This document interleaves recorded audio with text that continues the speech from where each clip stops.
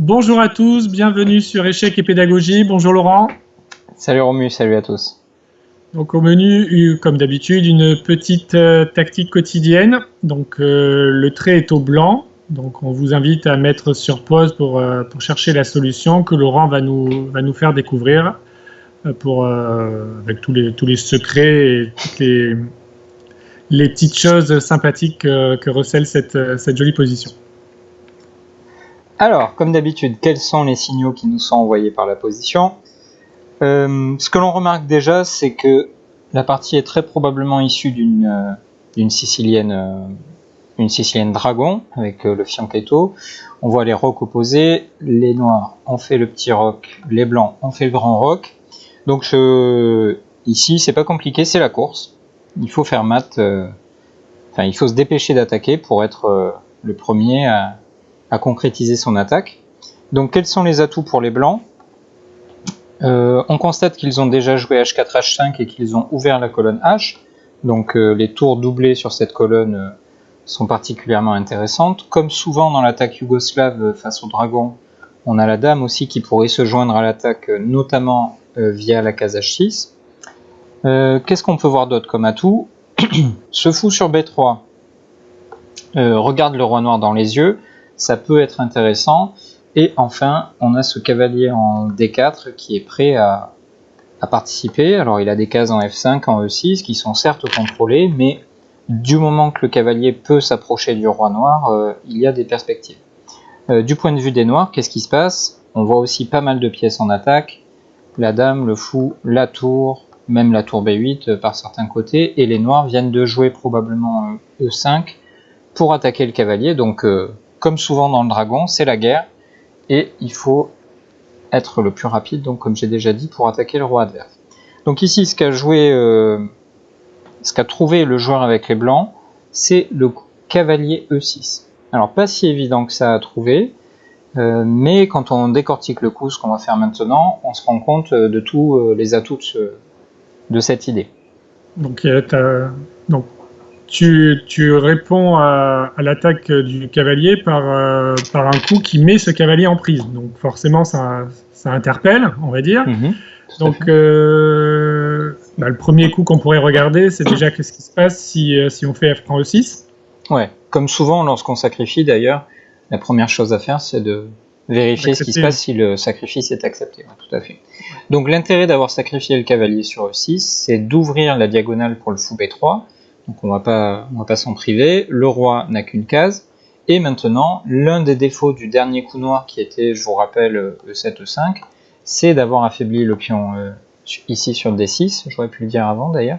Et maintenant, après dame prend D6 échec, la dame arrive avec fracas, on va dire, et c'est un mat assez rapide. Le roi noir n'a plus de cases. On vient lui faire échec avec tour H8. Prise, cavalier G8, tour prend G8, et c'est un échec et mat. Donc cavalier imprenable.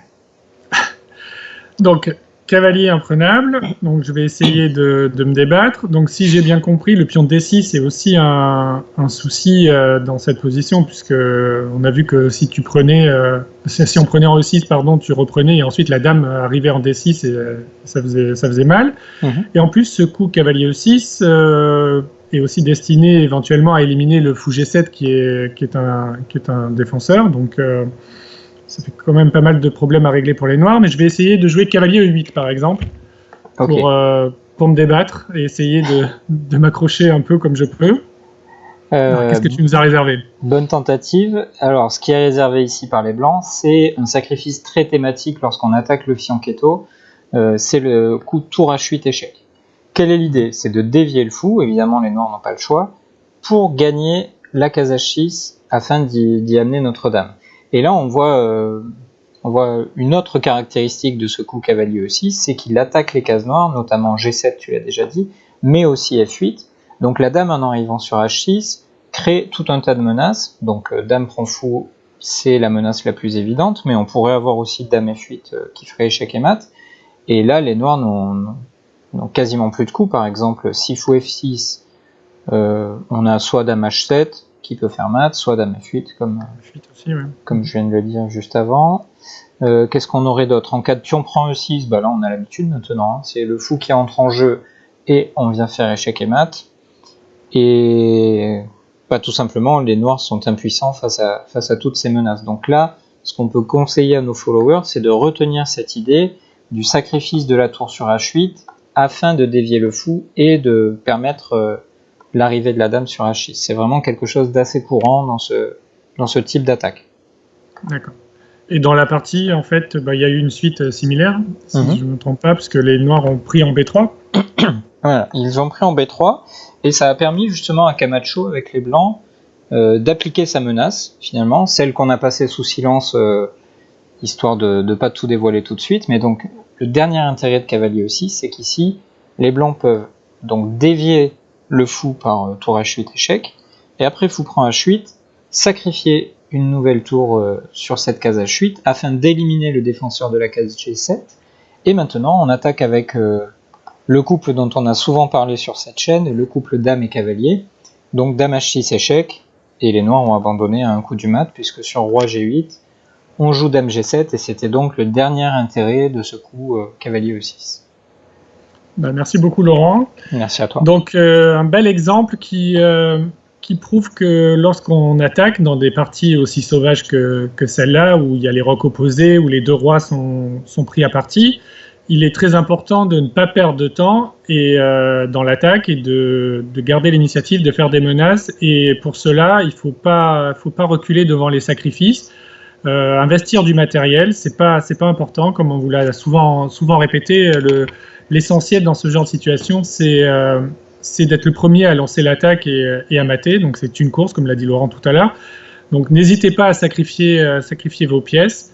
Le matériel ne compte absolument pas dans ce genre de situation. Là, on l'a vu avec le cavalier E6 qui était en prise ou la tour qui est venue se sacrifier sur H8.